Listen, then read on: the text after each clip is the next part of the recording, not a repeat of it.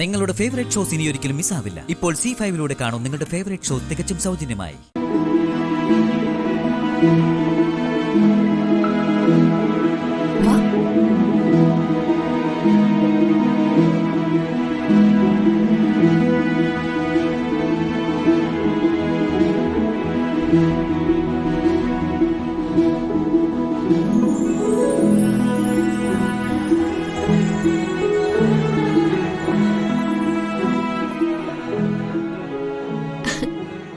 വന്നത് ഡോക്ടറായിരുന്നോ? ശ്രീകുട്ടി ചേച്ചിയും അദ്ദേഹവും എനിക്ക് ഇഷ്ടമുള്ള ഒരാള് വന്നിരുന്നു എന്ന് പറഞ്ഞ എന്നെ കൂട്ടിക്കൊണ്ടു വന്നത്. ശരിയാ, എനിക്ക് ശരിക്കും ഇഷ്ടമുള്ള ആള് തന്നെയാ ഡോക്ടർ. എനിക്ക് നഷ്ടമായ ഓർമ്മകളെ തിരിച്ചു തരാൻ പ്രധാന കാരണം ഡോക്ടർ തന്നെയാ. അല്ലെങ്കിൽ ഞാൻ ഇപ്പോഴും ഇവിടെ ശ്രീകുട്ടി ചേച്ചു അദ്ദേഹത്തിനും വലിയ ശല്യമായിട്ട് നടന്നേനെ. എന്തായാലും ഡോക്ടർമാരുടെ നന്മ കൊണ്ട് ഞാൻ രക്ഷപ്പെട്ടല്ലോ. അതുകൊണ്ട് ഡോക്ടറെ എനിക്ക് ഒരിക്കലും മറക്കാനാവില്ല.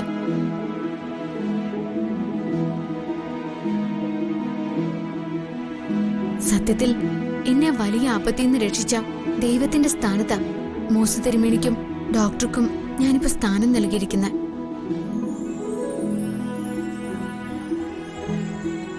ഇന്ന് ചേച്ചിയുടെ അദ്ദേഹത്തിന്റെ ശാന്തി മുഹൂർത്ത. എന്തായാലും ഡോക്ടർ വന്നത് നന്നായി. ഇന്നിവിടെ വലിയൊരു ആഘോഷം നടക്കുക. ഡോക്ടർ വരൂ.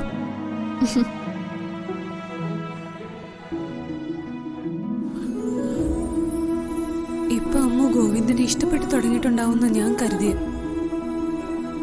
ലച്ചുവിന് ഗോവിന്ദനെ ഇഷ്ടമാ, പക്ഷെ നമ്മൾ കരുതുന്ന പോലൊരു ഇഷ്ടം അത് ഇനിയും ആയിട്ടില്ല.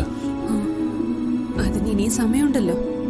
അങ്ങനൊരു ഇഷ്ടം അവൾക്ക് തോന്നിയിട്ടില്ലെങ്കിൽ അത് നമ്മൾ ഉണ്ടാക്കിയെടുക്കണം. നോക്കാം, വരട്ടെ.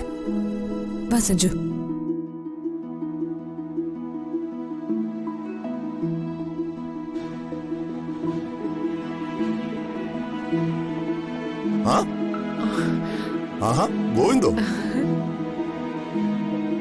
മോനെന്തായാലും ഒരു വലിയ കാര്യം ചെയ്ത് എന്റെ അമ്മൂന് നഷ്ടമായ ഓർമ്മകൾ തിരിച്ചു കിട്ടിയല്ലോ. ഞാനിത് ഒരു നിമിത്തമായിട്ടേ കരുതുന്നുള്ളൂ. എല്ലാം ഈശ്വരന്റെ അനുഗ്രഹം, പിന്നെ മുത്തശ്ശന്റെ കൈപുണ്യം.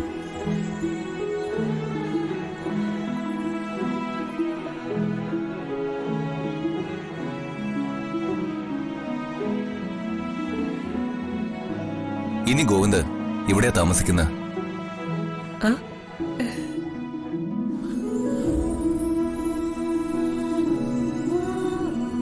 ഗോവിന്ദ് ആയുർവേദ ഹോസ്പിറ്റലിലെ ഡോക്ടറായിട്ട് ജോയിൻ ചെയ്തു. അതെയോ? ആ സന്തോഷമുള്ള കാര്യം ഇതുവരെ പറഞ്ഞില്ലല്ലോ. പെട്ടെന്ന് ജോയിൻ ചെയ്യേണ്ടി വന്നു. ഇവിടെ ആരെ അറിയിക്കാൻ പറ്റിയില്ല. ഞങ്ങള് തന്നെ യാദൃശികമായ ഗോവിന്ദനെ കണ്ടത്. അപ്പോഴാ ഈ വിവരം അറിയുന്നത്. എന്തായാലും അത് സന്തോഷമുള്ള കാര്യം തന്നെയാ. അവിടെ ഹോസ്പിറ്റലിനടുത്ത് തന്നെ താമസിക്കാൻ ഗോവിന്ദ് വീടെല്ലാം റെഡിയാക്കിയതാ. പിന്നെ ഞങ്ങള് നിർബന്ധിച്ച ഇവിടേക്ക് കൂട്ടിക്കൊണ്ടുവന്ന്.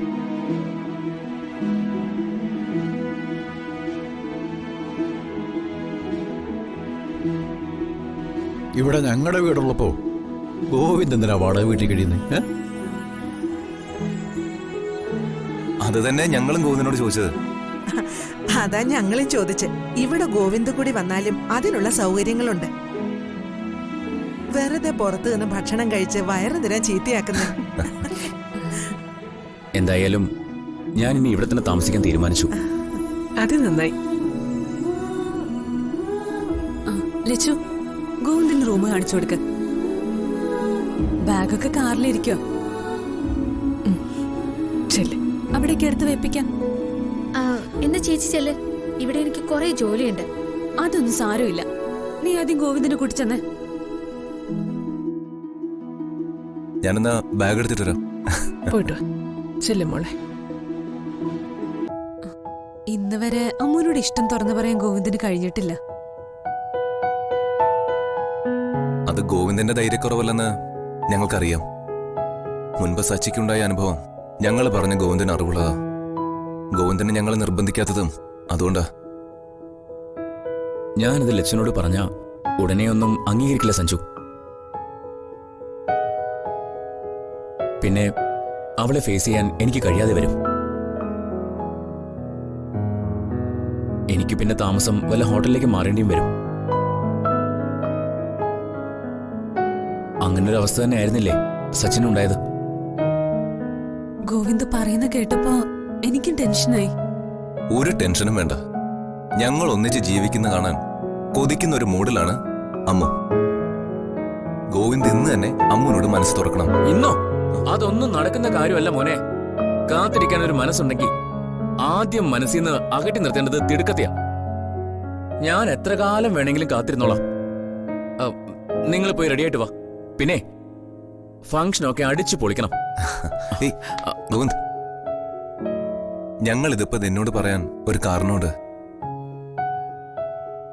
ഞങ്ങളുടെ ശാന്തി മുഹൂർത്തം കുറിച്ച സമയം ഗോവിന്ദ് തന്റെ പ്രണയം അമ്മുവിനോട് പറയണം. അവളെ ഞാൻ ആ സമയം ഗോവിന്ദിന്റെ അരികിലേക്ക് അയക്കും. അമ്മു ഗോവിന്ദിനെ കാണാൻ വരുമെന്ന കാര്യം ഞാൻ ഉറപ്പായിരുന്നു. അവള് വരാൻ തയ്യാറായില്ലെങ്കിൽ ശാന്തി മുഹൂർത്തം ഞാൻ വേണ്ടെന്ന് വെക്കും.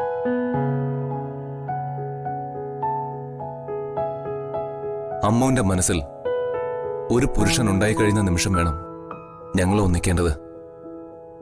ഇതെന്റെ ഏറ്റവും വലിയ ആഗ്രഹമാണ്. എനിക്കായി ഒരു ജീവിതമല്ല ഞാൻ ആഗ്രഹിക്കുന്നത്. ഒരു താലിയുടെ പേരില് എന്റെ അനിയത്തിയുടെ ജീവിതം വഴിമുട്ടി പോകാൻ ഒരിക്കലും പാടില്ല. അമ്മുന്റെ കഴുത്തില് ഏതോ ഒരാള് താലി കെട്ടി.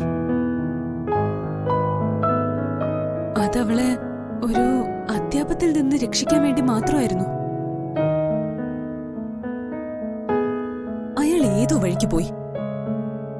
ഇനി ഒരിക്കലും ചിത്രത്തിലേക്ക് അയാൾ വരില്ല. വന്നാ കൂടി അയാളെ സ്വീകരിക്കാനും ഞങ്ങൾ ആരും തയ്യാറല്ല. അവൾക്കും അതറിയാം. ഇന്നത്തെ ചടങ്ങില് അവൾക്ക് ഒരു മാറ്റം വരും. സഞ്ജു സ്വാധീൻ പോലെയാ ഇനി അമ്മുവും ഗോവിന്ദും. അതെ, ഒരു തിരുത്തുണ്ട്. അതെന്താ? അമ്മും ഗോവിന്ദും അല്ല, ഗോവിന്ദും ലക്ഷ്മിയും.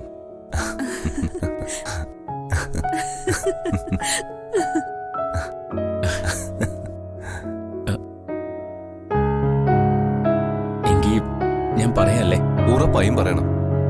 2 ജീവിതങ്ങൾ ഇന്ന് പ്രതീക്ഷയിലേക്ക് കാലുവെച്ചു തുടങ്ങട്ടെ. ഇന്ന് ശാസ്ത്രികൾ കുറിച്ചു കൊടുത്ത ആ മുഹൂർത്തത്തിൽ ഞാൻ ലച്ചുവിനോട് മനസ്സ് തുറക്കും. നിങ്ങൾക്കത് ശാന്തി മുഹൂർത്തമാണെങ്കിൽ ഞങ്ങൾക്കത് ശുഭമുഹൂർത്തമാവും. എന്താ, ഹാപ്പി അല്ലേ? ഹാപ്പി. എന്നാലേ ഞങ്ങളും ശരിക്കും ഒന്ന് ഒരുങ്ങി റെഡി ആയിട്ട് വരാം. ഗോവിന്ദ് താഴേക്കോ? പോവാം.